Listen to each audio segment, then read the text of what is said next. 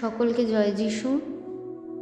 তোমাদের সবাইকে স্বাগত ও ধন্যবাদ জানিয়ে প্রভুর বাক্য নিয়ে আমি আরেকটি বার চলে আসলাম।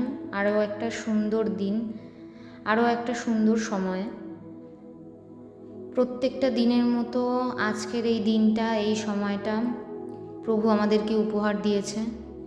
আমরা সেই সময়টা পেয়েছি, তাই ঈশ্বরকে ধন্যবাদ। ঈশ্বর যে আমাদেরকে তার রাজ্যের কাজের জন্য ব্যবহার করছে, ঈশ্বরের বাক্য আমাদেরকে জানতে সাহায্য করছে, তার বাক্য পড়তে আমাদেরকে সাহায্য করছে, সেই বাক্যের অর্থ বুঝতে সাহায্য করছে, তাই ঈশ্বরকে মহানামে ধন্যবাদ জানাই। ঈশ্বর যে আমাদেরকে সেই কার্যের জন্য মনোনীত করেছেন, তাই ঈশ্বরকে মহানামে ধন্যবাদ জানাই। আর আমাদের প্রত্যেকের উচিত আমাদের জীবনের প্রত্যেকটা ছোট ছোট বিষয়, প্রত্যেক কার্যে, সেই কার্যটা ছোট হোক কি বড় হোক, প্রত্যেকটা কার্যে আমরা যেন ঈশ্বরের ধন্যবাদ করতে পারি, গৌরব করতে পারি। কারণ ঈশ্বর আমাদের জীবনে যা কিছু পরিকল্পনা করেছেন, যা কিছু পরিকল্পনা করে রেখেছেন, তার সকল কিছুই আমাদের মঙ্গলের জন্য। কারণ ঈশ্বরের পরিকল্পনা আমাদের সকলের জন্য মহান, তাই জন্য ঈশ্বরকে মহানামে ধন্যবাদ।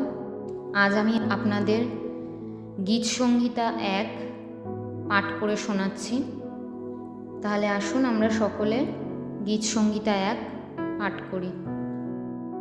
ধন্য সেই ব্যক্তি যে দুষ্টদের পরামর্শে চলে না, পাপীদের সঙ্গে পথে দাঁড়ায় না, কিংবা বিদ্রূপকারীদের সভায় বসে না, কিন্তু তার আনন্দ সদাপ্রভুর ব্যবস্থার মধ্যে। তার ব্যবস্থার ওপর সে দিন ও রাত ধ্যান করে।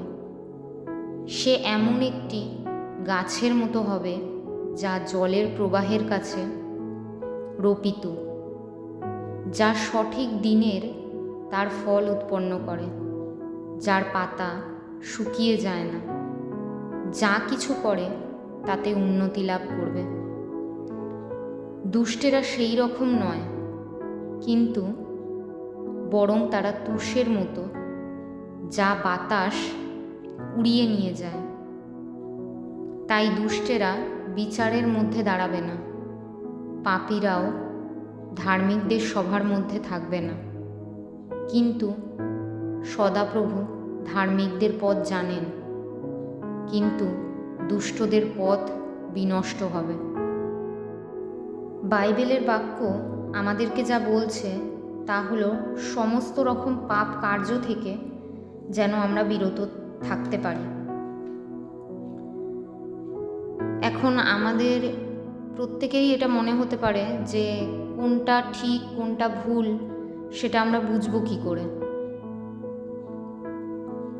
এই বিষয়ে বাইবেল আমাদেরকে ইঙ্গিত দেয় যে ঈশ্বরের বিরুদ্ধে তুমি যা কিছু করবে তাই হলো পাপ কার্য। আর যারা ঈশ্বরের সেই বাক্য মেনে পাপের পথ থেকে সরে দাঁড়াবে, ঈশ্বর তাদের পুরস্কার দেবেন, আর তারা সকল কার্যে উন্নত হবে। তারা সঠিক সময় সঠিক ফল পাবে।